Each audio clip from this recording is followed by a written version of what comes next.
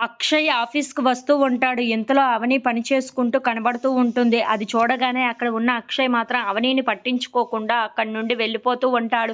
ఇంతలో అక్కడ ఉన్న అవని మాత్రం "మీతో నేను కాస్త మాట్లాడాలి" అని చెప్పేసైతే అంటూ ఉంటుంది. ఆ మాటలు వినగానే అక్కడ ఉన్న అక్షయ్ "ఏంటది?" అని చెప్పేసైతే అంటూ ఉంటాడు. ఇంతలో అక్కడ ఉన్న ఆరాధ్య కోసం ఎత్తుతూ ఉంటుంది. అది వినగానే అక్కడ ఉన్న అక్షయ్ మాత్రం "ఏంటి ఇది ఇల్లు అనుకుంటున్నావా? ఆఫీస్ అనుకుంటున్నావా? ఇంట్లో విషయాలన్నీ తెచ్చి ఇక్కడ పెట్టడానికి నీకు ఎలా అనిపిస్తుంది?" అని చెప్పేసైతే చాలా గట్టిగా అవనిని కసురుకుంటూ ఉంటాడు.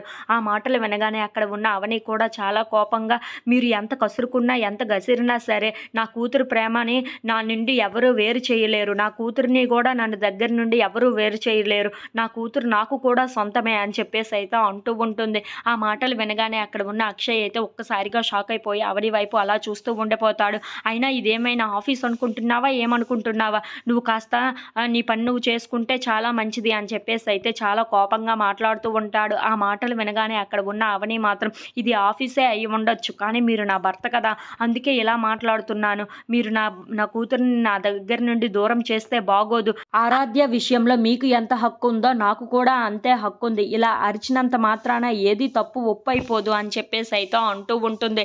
ఆ మాటలు వినగానే అక్కడ ఉన్న అక్షయ్ అయితే ఒక్కసారిగా షాక్ అయిపోతూ ఉంటాడు.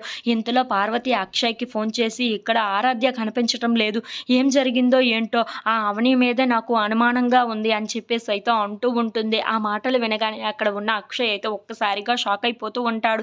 ఏంటి ఆరాధ్య కనిపించటం లేదా అని చెప్పేసైతే అనుకుంటూ ఉంటాడు.